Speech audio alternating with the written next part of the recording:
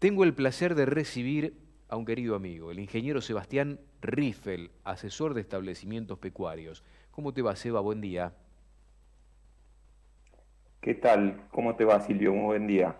Bueno, es un gusto verte y mi primera inquietud es ver hacia dónde están yendo tus clientes, en qué estás asesorando, porque nosotros venimos de ver algunos remates de reposición y, por ejemplo, el viernes pasado en las Estrellas del Destete, venta básicamente de terneras, íbamos nosotros a ver actuar al feedlot, que es el lugar más conveniente hoy para reponer de parte de ellos, porque estamos viendo que van a buscar o macho y hembra o ternera. Difícilmente le quede a mano el macho, pero bueno, fue una jornada donde el criador, que fue el gran ganador del año pasado, se llevó prácticamente el grueso de la oferta de terneras para seguirlas como madre.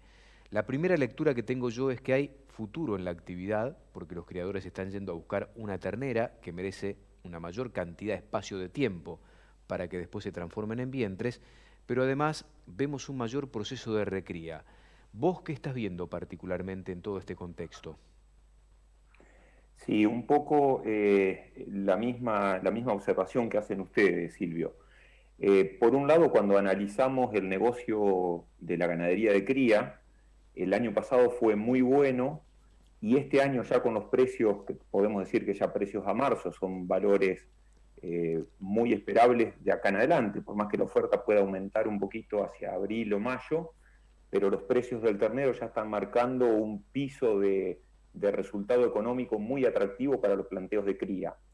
Vos imaginate que hoy un planteo de cría convencional de la cuenca del Salado está en un margen bruto proyectado de alrededor de 160, 170 dólares por hectárea, eso sin ponerle el costo de alquiler de la tierra, y cuando le ponemos el costo de alquiler, ese margen es de 50 dólares. Hace muchos años, hay que remitirse muchos años atrás, para que la actividad cría haya podido pagar el costo de alquiler de la tierra de 65 o 70 kilos de novillo. Eso nos muestra que la actividad está muy, pero muy interesante desde el punto de vista del resultado económico, y es lo que vos estás viendo, que muchos campos o criadores están haciéndose de buenas terneras para reponer o para crecer en cuanto a vientres. En cuanto a los planteos del feedlot, que es el otro posible cliente que puede ir a buscar esa ternera como para hacer un engorde, obviamente hemos escuchado mucho estos días y cada vez que hacemos los números, la situación del corral es muy complicada. Aún con precios de la hembra, yo diría entre 15 y 20 pesos más barata por kilo respecto a los machos contemporáneos de ella, y cuando hacemos una proyección del resultado económico, podemos observar que dependiendo la zona, cuanto más cercano al puerto estamos, más caro es el maíz, cuanto más alejado al puerto, más barato es el maíz, y aparecen otros subproductos, caso de Córdoba, que tiene cáscara de maní o burlanda, pero en el mejor de los casos el negocio puede ser neto, puede salir hecho, mientras que los feedlots que están más cercanos a los puertos, llámese a Córdoba a Rosario o Bahía Blanca, el quebranto aún en las hembras es de magnitud. Estamos hablando de quebrantos que van de 2.000 a 3.000 pesos por cabeza. En el macho el quebranto es mucho mayor. Entonces, lo que estamos viendo es que la cría está muy activa, está con buen resultado económico y obviamente está buscando hembras de reposición para crecer, el feedlot muy complicado, y en el medio están todos los planteos que son un poco lo que me preguntabas, nuestros clientes que están en una posición distinta porque están recién comenzando a vender sus novillos de la zafra de marzo, abril y mayo que compraron el año pasado, y los está posicionando en un muy buen mes de venta o meses de venta, todo lo que es marzo, abril, mayo, junio, y bueno, en un negocio largo de muchos kilos hechos a pasto, que sigue siendo hoy por hoy el único negocio viable dentro de este contexto de precios. Interesante, muy interesante lo que estás diciendo.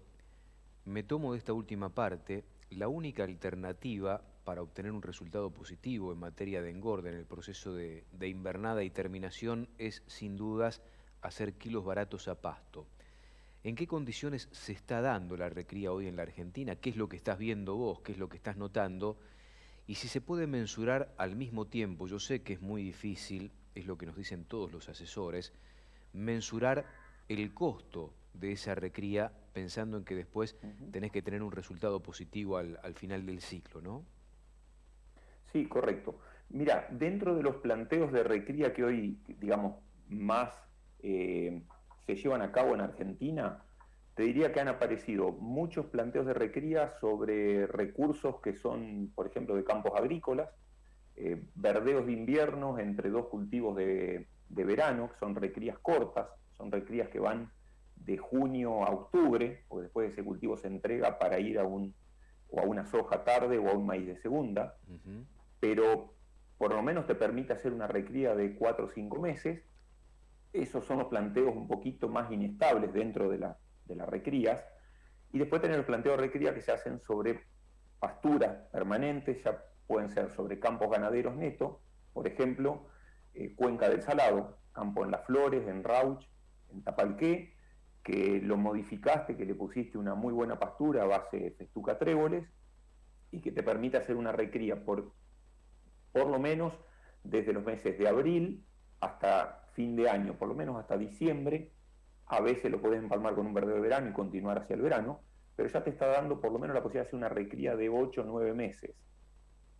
Si nos vamos al modelo de recría más largo, que puede ser aquellos planteos sobre pasturas base alfalfa, en zonas donde tenés que tener otro tipo de suelo, ya son suelos de loma, pero que hoy tranquilamente el negocio ganadero da para avanzar sobre ese tipo de ambientes, uno podría hacer una recría mucho más larga, por ejemplo, casi hablando de marzo a marzo, con un encierre en esta época del año y obviamente con un ovillo mucho más pesado para entrar a los corrales.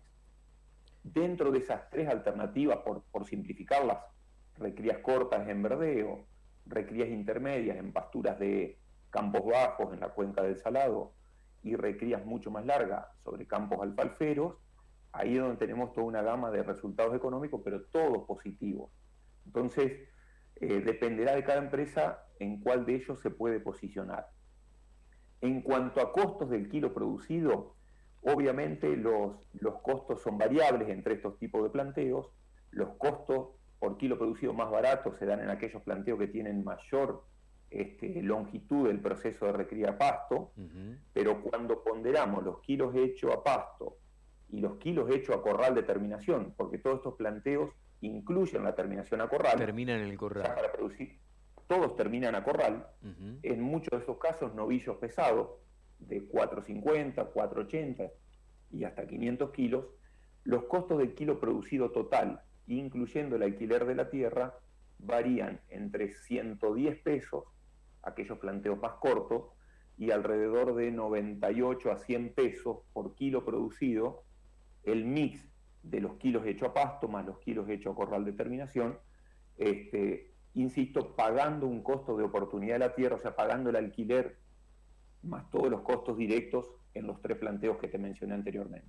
Ahora, el resultado es muy positivo, teniendo en cuenta que vos marcabas que, por ejemplo, para una ternera, que es lo más accesible para el filotero, en aquel viejo esquema de ir a comprar invernada y meterla a corral, tenés como mínimo una pérdida que va de 2 a 3 mil pesos por cabeza. Así es, así es. Hoy en la ternera tenés una pérdida de 2.000 a 3.000 pesos, porque normalmente, a pesar de que es la categoría más barata que tenés en el mercado, sigue teniendo una compraventa negativa, neutra en el mejor de los casos, pero también negativa. En el caso de los planteos largos, esa compraventa es mucho más negativa, porque estamos partiendo de un ternero, por ejemplo, de 220 pesos, para hacer un gordo que hoy puede estar en 185, 190, depende a qué destino lo vayamos a vender. Pero estamos hablando de un esquema que agrega muchísimos kilos por cabeza. Te diría que estamos agregando 300 kilos por cabeza. Entonces, en ese agregado de 300 kilos por cabeza, a un costo, tomemos promedio, 105 pesos, pasto más corral de terminación, obviamente los kilos de pasto son mucho más baratos y los de terminación son mucho más caros, hablando de una recría de pasto de alrededor de 70 pesos el kilo, una terminación a corral de alrededor de 140 o 150 pesos el kilo. Cuando vos ponderás los 300 kilos totales hechos en el sistema, te caes a costos del kilo producido del orden de 100 a 110 pesos, dependiendo la longitud del planteo. Y en ese caso te permite diluir esa relación de compra-venta que es negativa por la cantidad de kilos producidos a bajo costo. Esa es un poco la clave de estos planteos.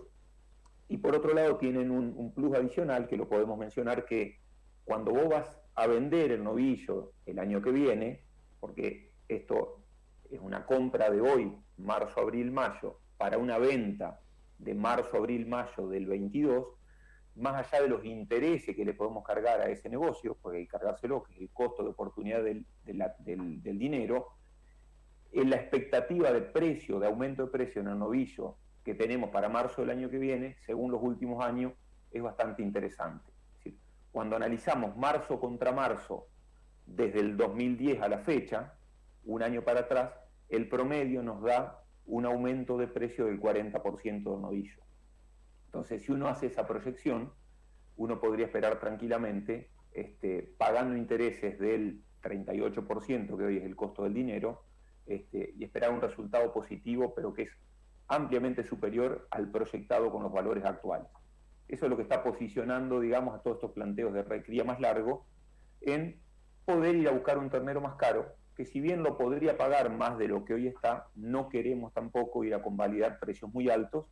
Entonces, como recién arranca la zafra, la idea es ir haciendo compras lentamente y buscando promedios sin generar mucho ruido en el mercado, porque evidentemente, es decir, la cría hoy con estos precios está muy bien, estos planteos de recría también están bien, y obviamente el feedlot es el que necesita un poquito más de ajuste en el precio del gordo o una baja en la invernada para poder tener al menos una rentabilidad baja y que todos los negocios ganaderos puedan, al menos en este año, ganar algo de plata. La primera conclusión que podemos sacar es que Argentina Ganadera va hacia un ciclo virtuoso, pensando en que con la misma cantidad de cabezas vamos a ir irremediablemente, por una cuestión comercial básica en principio, a una mayor producción de carne, animales más pesados.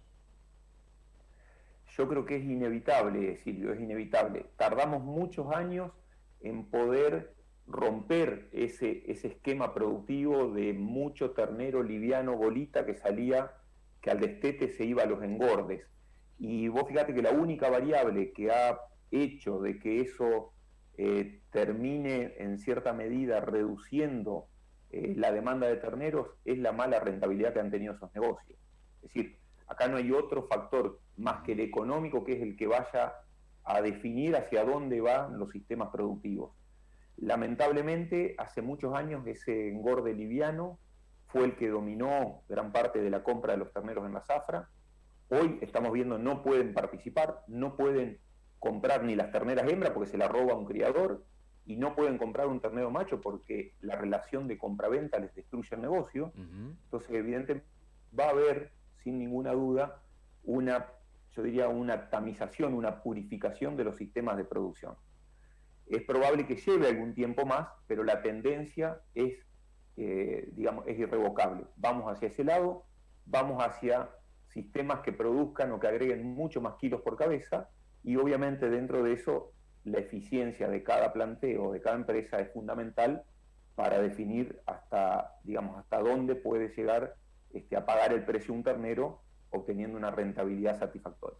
Y tengo una más, porque vos asesorás muchos establecimientos de cría junto a Juan Elizalde, y me quedo con el número que tiraste, ¿no? Margen bruto de 160 a 170 dólares por hectárea para campos de cría el año pasado, lo cual es un número impactante teniendo en cuenta el pasado hasta lejano que tiene en este aspecto la Argentina ganadera.